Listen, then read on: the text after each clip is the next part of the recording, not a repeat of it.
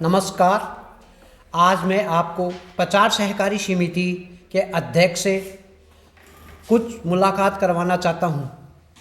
नमस्कार, आपका हमारे आरपी न्यूज़ में स्वागत है। राम राम साहब, आपके आरपी चैनल का हमारे सहकारी समिति में तहे दिल से स्वागत करते हैं।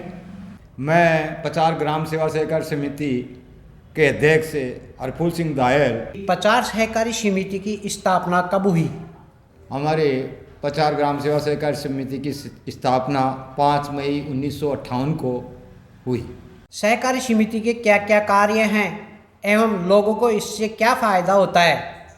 सहकारी समिति में किसानों के लिए खाद, दवाई, आवश्यक वस्तुओं की आपूर्ति व किसानों को बिना ब्याज फसली ऋण उपलब्ध करवाया जाता है और गांव के गरीब असहाय व्यक्तियों को कम ब्याज दर पर मध्यम दर्जे का लोन दिया जाता है, जिससे गांव के लोग अपने घरेलू समस्याएं, अपनी घरेलू आवश्यकताएं की पूर्ति कर सकें। इसकी निर्वाचन प्रणाली क्या है? सहकारी समिति की निर्वाचन प्रणाली पहले 11 वार्डों में 1 वार्ड अऋणी और 10 वार्ड ऋणी के हुआ करते थे, जिसमें ऋणी वोटर्स 10 वोट दिया करते थे, अऋणी 1 वोट दिया करते थे। वो 11 मेंबर चुन करके एक चेयरमैन का चुनाव, चेयरमैन और वाइस चेयरमैन का चुनाव करते थे। अब उस चुनाव प्रक्रिया में परिवर्तित होकर के 11 की जगह 12 वार्ड कर दिए गए हैं, जिनमें 7 वार्ड जनरल के हैं, 11 वार्ड ऋणियों के हैं, जिनमें 4 वार्ड आरक्षित है, 1 ST, 1 SC, 2 महिलाएं और 1 वार्ड जो 12वां है वो अऋणी है। और वोट सबको वार्ड वाइज करके 1 वोट का अधिकार सबको दिया है। ये परिवर्तित चुनाव प्रणाली लागू होगी। जो 12 वार्ड चुन करके 12 मेंबर चुन के आएंगे वो अध्यक्ष और उपाध्यक्ष का चुनाव करेंगे। सहकारी समिति के अंदर सदस्य बनने के लिए क्या प्रक्रिया करनी पड़ती है? तिवारी जी, सहकारी समिति भी एक तरह से सदस्य बनाने में जैसे जिस तरह बैंक सदस्य बनाते हैं उसी तरह सहकारी समिति भी सदस्य बनाती है। आधार कार्ड, पहचान पत्र, 2 ID और जमीन का लेखा लेकर के सदस्य बनाए जाते हैं।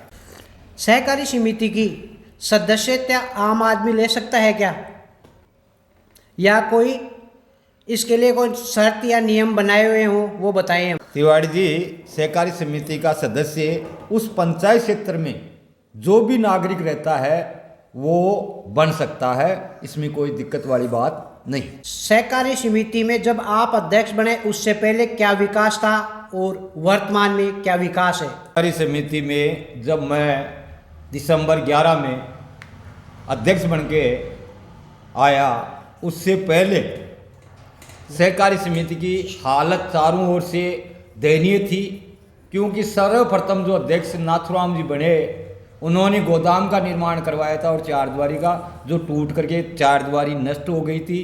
पशु, आवारा पशु, जानवर वगैरह उसमें घुसते रहते थे।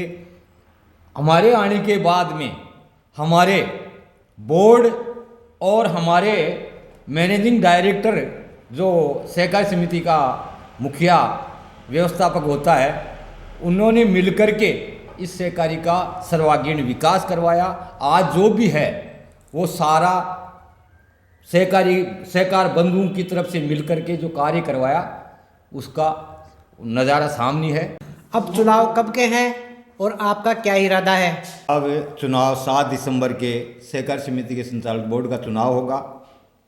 हमारा इरादा ग्राम विकास के लिए सार्वजनिक रूप से बैठ करके 12 सदस्यों का निर्विरोध निर्वाचन करके चेयरमैन और वाइस चेयरमैन बनाया जाए और इस सहकारी समिति को निरंतर विकास के क्षेत्र में लाए, ऐसे व्यक्ति को सहकारी समिति का चेयरमैन बनाया जाए।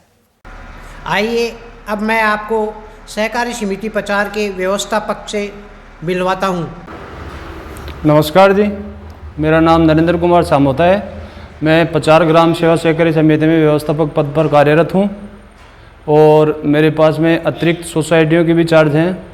लिखवांगबा सहकारी समिति का है, बाई सहकारी समिति का है, खोरा सहकारी समिति का है। मुख्य रूप से मैं यही व्यवस्थापक हूँ पचार ग्राम सेवा सहकारी समिति में। सहकारी समिति में आपके क्या क्या कार्य हैं? सहकारी समिति में संपूर्ण कार्य व्यवस्थापक द्वारा ही संपादित किए जाते हैं, जैसे ऋण वितरण करना, वसूली करना और खाद बीज मंगवाना, पूरी व्यवस्था देख रेख करना, सारे कार्य व्यवस्थापक के द्वारा ही किए जाते हैं। सहायक कर्मचारियों का भी समर्थन रहता है, उनका भी सहयोग लिया जाता है इस कार्य में। सहकारी समिति में आपके पास कितने का स्टाफ है एवं यहाँ खाद और बीज की क्या व्यवस्था है? हमारी समिति में 2 आदमियों का स्टाफ है, एक मेरा व्यवस्थापक पद है, एक सहायक व्यवस्थापक है। खाद बीज के लिए हमारे पास उपयुक्त गोदाम बने हुए हैं। हमेशा डीएपी, यूरिया, बीज, कीटनाशक दवाई वगैरह सब उपलब्ध रहते हैं। इनमें कभी कोई कमी नहीं आती। अगर आगे से ही किल्लत होती है तो उसकी दूसरी बात होती है। सहकारी समिति वर्तमान में फायदे में है या नुकसान में है? सहकारी समिति में नुकसान वाली कोई बात नहीं है, हमेशा हर वर्ष वित्त वर्ष में फायदे में रहती है। अब तक का सहकारी समिति में लगभग 75 से 80 लाख के बीच में लाभांश में है। आइए मैं अब आपको सहकारी समिति पचार के सहायक व्यवस्थापक से मिलवाता हूँ। नमस्कार जी, मैं हनुमान प्रसाद कुमावत, सहायक व्यवस्थापक सहकारी समिति पचार डिस्ट्रिक्ट सीकर से हूँ।